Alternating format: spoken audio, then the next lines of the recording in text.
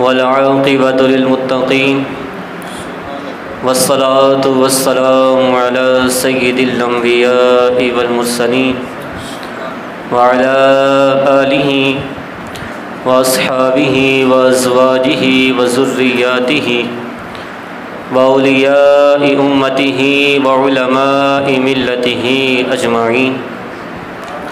أما بعد فأعوذ بالله من الشيطان الرجيم. بسم الله الرحمن الرحيم.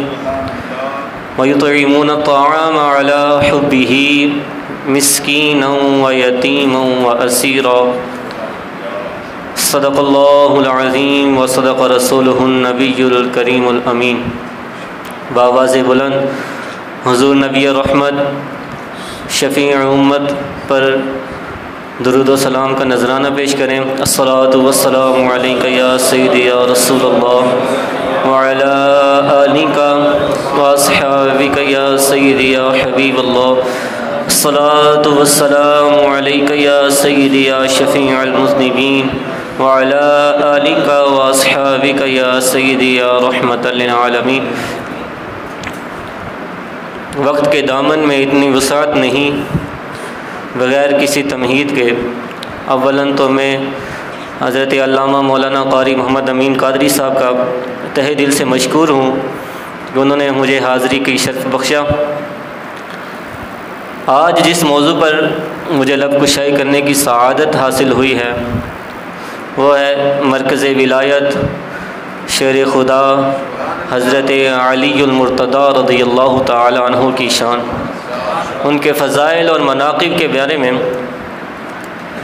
سب سے پہلے مختصر تعارف. حضرت علی کرم اللہ وجہہ الکریم حضور علیہ الصلوۃ والسلام کے چچا زاد بھائی اور حضور علیہ الصلوۃ والسلام کی نسل کی اصل ہیں، یعنی کہ حضور علیہ الصلوۃ والسلام کی نسل حضرت علی المرتضیٰ سے آگے بڑھی. اور حضرت علی رضی اللہ تعالیٰ عنہ وہ ذات ہیں جن کے گھر میں حضور علیہ الصلوۃ والسلام نے پرورش پائی، اور حضور علیہ الصلوۃ والسلام کی پرورش میں حضرت علی پروان چڑھے. اور کمال نسبت دیکھیے کہ حضرت علی جب پیدا ہوئے تو ان کو غسل ولادت حضور نبی اکرم صلی اللہ علیہ وسلم نے دیا، اور جب حضور علیہ الصلوۃ والسلام کا ظاہری وصال ہوا تو آپ کو غسل وفات حضرت علی کرم اللہ وجہہ نے کی. کتنی ہی عظیم مناسبت ہے ان میں. مولا کائنات اللہ تبارک و تعالی نے ان کو نہایت ہی عمدہ اور بہترین خصائص اور امتیازات کے ساتھ نوازا تھا. قرآن کریم کی بے شمار آیات اور احادیث کریمہ کا ایک ذخیرہ حضرت علی رضی اللہ تعالیٰ عنہ کے فضائل و مناقب میں ہے. بلکہ حضرت یزید بن مروان سے روایت ہے، وہ مروی کرتے ہیں کہ ما نزل فی احد من کتاب اللہ ما نزل فی علی، کہ جتنی آیات حضرت علی کرم اللہ تعالی وجہہ الکریم کے بارے میں نازل ہوئیں اتنی آیات کسی اور کے بارے میں نازل نہیں. بلکہ حضرت عبداللہ ابن عباس رضی اللہ تعالیٰ عنہ روایت فرماتے ہیں کہ نزلت فی علی 300 آیات، کہ حضرت علی رضی اللہ تعالیٰ عنہ کے بارے میں 300 آیات نازل ہوئیں.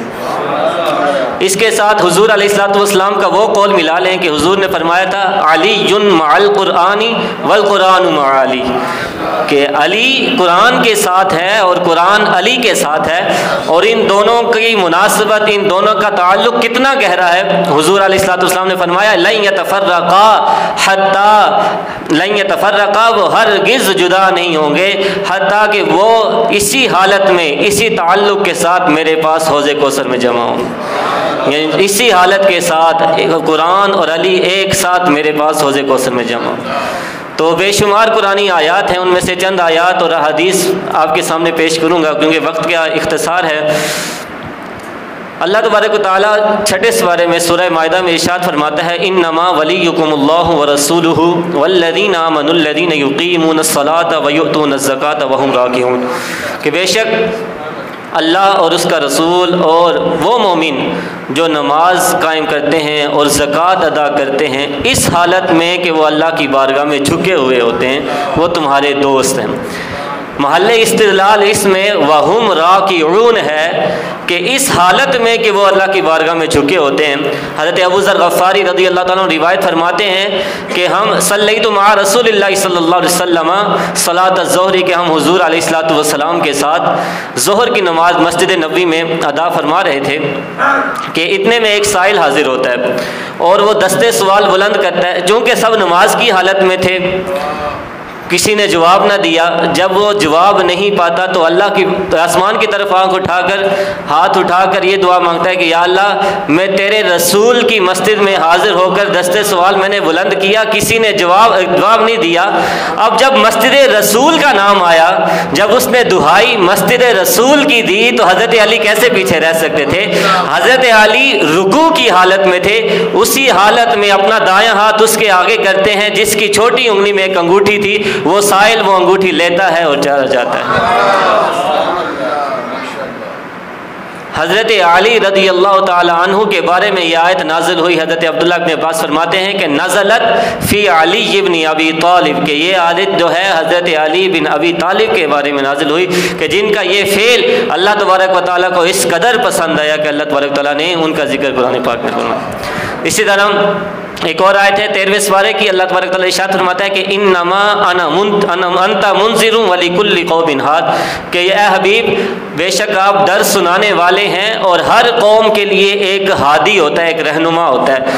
حضور علیہ الصلوۃ والسلام اس آیت کی روشنی میں اس آیت کے تحت فرماتے ہیں کہ انا المنذر، وہ درس سنانے والا میں ہوں، وعلی الہادی، اور علی وہ رہنما ہیں۔ اور آگے حضور نے فرمایا وَبِكَ يَا عَلِيٌّ يَهْتَدِي الْمُهْتَدُونَ، اے علی تیرے ہی ذریعے سے ہدایت والے ہدایت پائیں گے۔